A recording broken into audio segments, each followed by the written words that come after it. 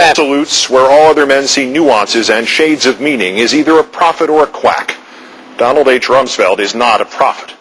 We end the countdown where we began, our number one story, with a special comment on Mr. Rumsfeld's remarkable speech to the American Legion yesterday. It demands the deep analysis and the sober contemplation of every American. For it did not merely serve to impugn the morality or intelligence, indeed the loyalty, of the majority of Americans who oppose the transient occupants of the highest offices in the land. Worse still, it credits those same transient occupants, our employees, with a total omniscience which neither common sense nor this administration's track record, at home or abroad, suggests they deserve.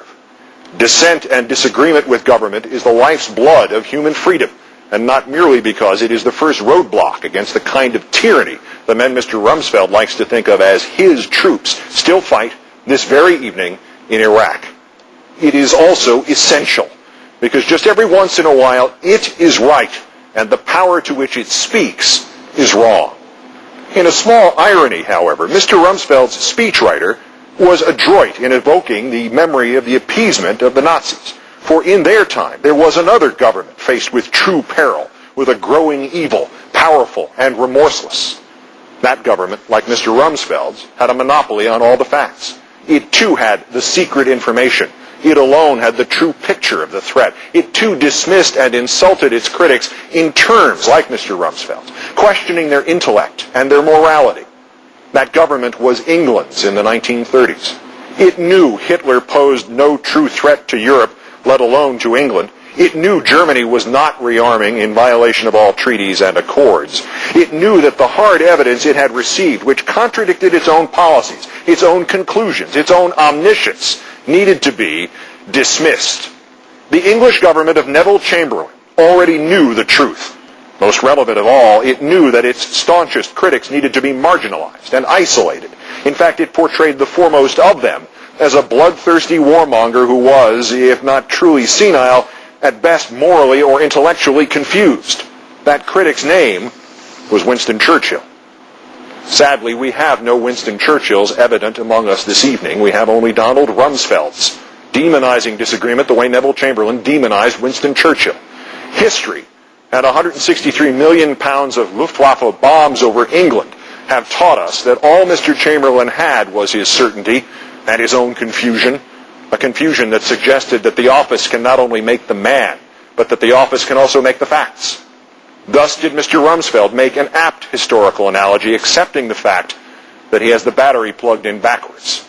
His government, absolute and exclusive in its knowledge, is not the modern version of the one which stood up to the Nazis. It is the modern version of the government of Neville Chamberlain. But back to today's omniscient ones. That about which Mr. Rumsfeld is confused is simply this. This is a democracy, still, sometimes just barely, and as such all voices count, not just his. Had he or his president perhaps proven any of their prior claims of omniscience about Osama bin Laden's plans 5 years ago, about Saddam Hussein's weapons 4 years ago, about Hurricane Katrina's impact 1 year ago, we all might be able to swallow hard and accept their omniscience as a bearable, even useful recipe of fact plus ego. But to date, this government has proved little besides its own arrogance and its own hubris. Mr. Rumsfeld is also personally confused, morally or intellectually, about his own standing in this matter. From Iraq to Katrina to flu vaccine shortages to the entire fog of fear which continues to envelop our nation, he, Mr. Bush, Mr. Cheney, and their cronies have, inadvertently or intentionally, profited and benefited, both personally and politically. And yet he can stand up in public and question the morality and the intellect of those of us who dare ask just for the receipt for the emperor's new clothes. In what country was Mr. Rumsfeld raised? As a child, of whose heroism did he read?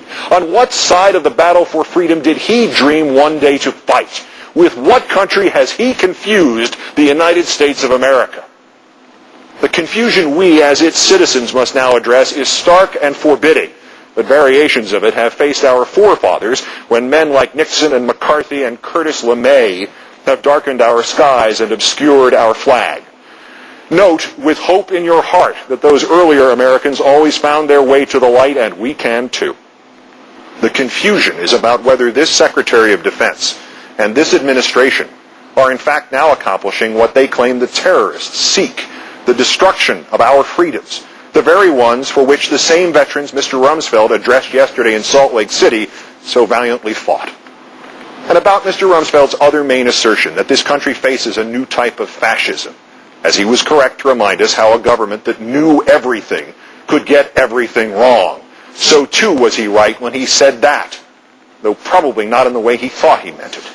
This country faces a new type of fascism, indeed.